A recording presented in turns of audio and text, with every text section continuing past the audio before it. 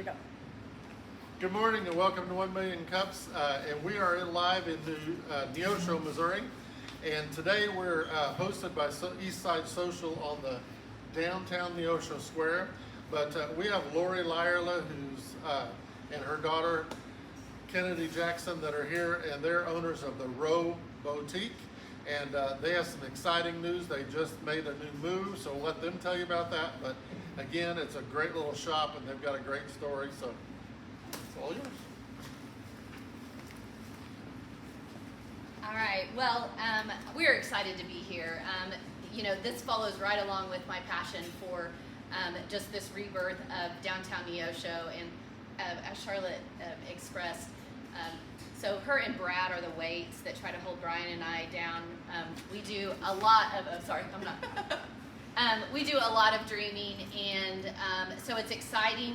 It fills my heart to be able to have people in my life that are willing to jump into their dreams and see it, and I think that's what's happening in downtown Neosho.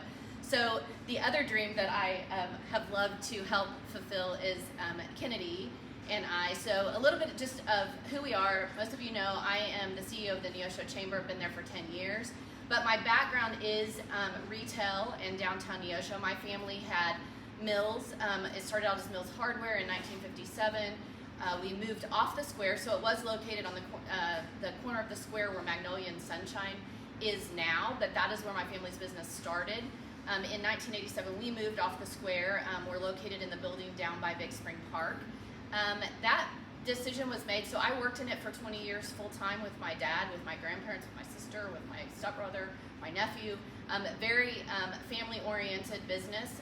Kennedy and Kate were raised in that business, much similar to what the environment that you would see now if you come in the Rowe Boutique. But so small business is my passion. That's why I love what I get to do at the Chamber. But so in 2020, when COVID hit, and I'll let Kennedy tell a little bit about that, but really why we started is because she had a dream to have a boutique. It's something we talked about for probably 3 or 4 years. And then COVID hit. I'll let you talk. Okay.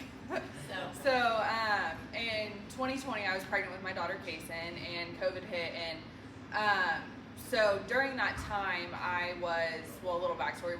Starting when I was 18, I started in the corporate retail world, working at Buckle, working my way up to a management position there, and then also at Victoria's Secret, working in management there. And when it came to COVID, we were shut down, so I was home for like 6 months. And I had my daughter in August, and everything was opening back up, but there was no part of me that was ready to leave my daughter. And so with mom working, I would have left her with her. Yeah. But with mom working full time, that just I wasn't comfortable with leaving her with someone I didn't know, finding daycare or something like that with, so I proposed the dream again. Like I said, we had talked on and off about it for 3 or 4 years. Just, I knew it was something I wanted to do, but I wasn't really at a place in my life where I was ready to do it. And so, having my daughter was kind of that push I needed, like, we should do this. I wasn't ready to go back to the corporate hours that I was working and miss out on a lot of those big milestones when your kids are so young. And so I told mom again, like, I think I'm ready to do this, and she offered to be my business partner in it. So that was kind of the final push we needed to get things off the ground. So we ended up opening online in October, November of 2020. So got the ball moving really quick on it, but yeah. And it was going to be online originally. And one key thing that Charlotte hit on a little bit, those networking events. I was involved in an e-commerce group with the Joplin Chamber. Toby Teeter, remember distinctly, this was before Kenny and I just had this, but we weren't really, no serious conversations about opening a business. I was at a e-commerce meetup that was happening at Sam's Cellar in their Hubbub region, and I said to Toby, I said, well, my daughter, we've talked about opening an online boutique, but we don't really know what the process would be. And he was just like, what are you waiting for? And I was like, oh, I don't know. But having those people that had that online experience that could help us through some of those first steps made that process, like when we selected Shopify as our main base, like we didn't have to go out and research. We had someone that had told us, like, this is what you should do and this is how it worked. And so all of those, just having those resources for that really helped us in that starting point. Moving from being online to a brick and mortar happened pretty fast. We had a few pop-ups in November of 2020, and the community support for that was amazing. We had them right on the square. We saw very quickly, like, this is something that our community would support. Another bit of dreaming with Brian and Charlotte, they had a building that was available, and so very quickly went from the process of, okay, we're going to have an online to, oh, we're going to open a store in Neosho. And so the support of that friendship and being able to build out that location that we were in for the last 3 years was an important part of that. But we saw very quickly that what you love and what I love about having a business is those relationships you build with someone. And so Kennedy is really, really good at that. Is like when someone walks in, seeing, they may, just the reaction, like, oh, I need something to wear. Like their whole body language speaks about what people feel, and to see her, like, speak into them and they leave there with a smile on their face feeling confident, that's an amazing, amazing thing to witness. So I think that part of that is seeing that in her, seeing her, those strengths that she has, the ability to, the buying, like whenever we go to market, watching her make the selections. And I'm a big cheerleader for her. I love the marketing, the retail, the customer interaction, but the fashion part of it is what she thrives in. So what else? Like getting to the point where we were kind of outgrowing our space. So about 2 years ago, I told her yesterday, 2 years ago on my social media, it showed we had purchased the bowling alley building here in town. We had the warehouse. Brian and Charlotte had looked at it for that. We were, just trying to figure out if we made this move downtown. That has been, I think that's always what I picture of small business is being part of your downtown or your town. And so we've always had the vision we wanted to be back downtown. So we had these 2 locations we were looking at. So that was 2 years ago that we kind of were dreaming about the bowling alley space, but it was a year ago, so we just moved into the new location on Jefferson Street. That was a year long, once we decided on it, so about 2 years ago we were trying to decide, a year long of the process. And so the last year has been, I think, our most challenging for several reasons. The economy has changed. I think the buying habits, what people are spending on things like clothing and extras, we've seen that go down. So very stressful when you're making a huge investment in a total remodel and your sales are just not going up, flatlining.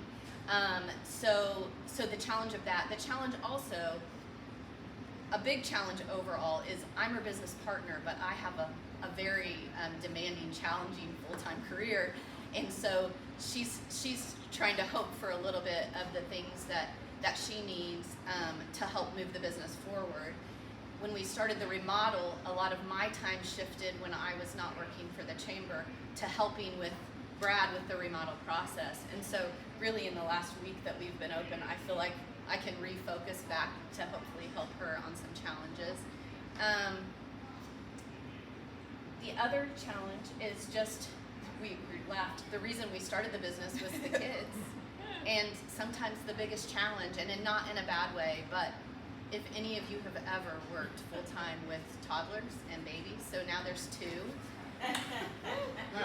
It is it is not for the faint of heart.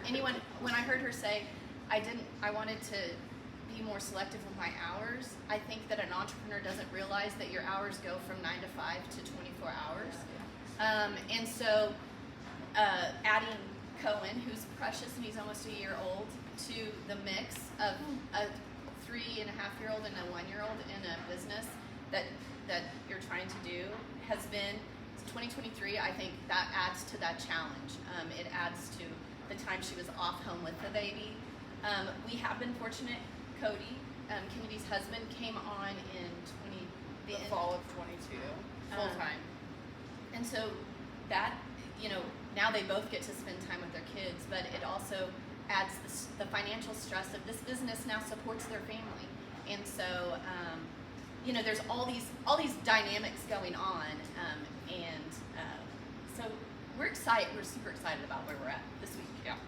And I think too, with looking at when we started this business was yes to spend, but when we started it was also with the intent of it being online, and so we're super blessed and super grateful that we have so much community support, because it was after that first pop-up that Mom and I looked at each other like, oh my gosh, like it's crazy that you spend all this time curating like a pop-up event, and then the next day you're supposed to open and there's like nothing left, and it was scary, but and very overwhelming, very bittersweet. And then it came to the point like, we need this to be somewhere that we can shop in person with these customers and create these relationships. That was one thing that I loved in the corporate retail world, is that you're exposed to great professionals. I learned a ton from the professionals I worked with in the corporate retail world. I learned how I want to run a business, how I don't want to run a business. But also you're exposed to this huge clientele that you build relationships with, and so bringing those into your small business, and they still want to cultivate and grow that relationship with you, and so knowing we needed it in store, that also created a lot of pullback in time management with like, okay, I did this so I could spend time with my kids, but I also have to spend time with my business. And that's been probably one of the biggest challenges, is just finding time to create those relationships with the customers that come in the door. But I also have to have, my kids are pulling me every which way, mommy, mommy, mommy. And then there's stuff that, only I can do behind the scenes that I need to sit in my office and be able to do. So it's like, how can I do all of these things that I need to do in the, short 24 hours of a day that I have? So. Yeah, so process, some of our biggest challenges, and those have been just made much bigger with just the building remodel and everything, less time to focus on our numbers. So we're excited to get the new location open. We're resetting, so Lowell is going to come in and help us kind of get some processes. Like Charlotte said, a lot of the stuff we've just been going 90 to nothing in all directions, and so really getting some processes in place, trying to figure out what things we can take off Kennedy's plate and shift to our other employees, and what I can help with, just being more intentional with that time. The other, and I think we talked about this, Kennedy and I think even when we were talking with Lowell, the problem is the time that we get together is a lot of times the end of the day. It is not the time either of us we're both mentally done. The kids, when I walk in now, that's when the kids want me. So my time when I come in after work is Lolly time, and I wouldn't trade that for the world, but it's not giving her what she needs, other than here's the kids, like take them.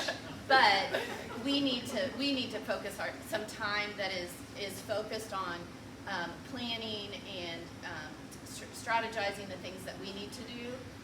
So that is something that we're working on. But also where we need help is how we grow that online. So one of the things that I love about the opportunities, and I talk about this a lot with just our members, there's so much opportunity now that is so different from 10 years ago or 20 years ago when I was in retail. For a brick and mortar store to really be able to afford to have that dream, we've got to have other revenue streams. So that online portion is critical for us to be able to meet the needs, what we need to make financially, for to support a family, to support this investment we're making, but give that opportunity for growth. So really passionate about how this is how we rebuild our downtowns, is to help our businesses learn how they can be a global business in the downtown Neosho. How they can sell online. So we're really, the first year we invested quite a bit in marketing to help grow that, but at the time it wasn't generating enough to where we felt that it was worth the cost. Right.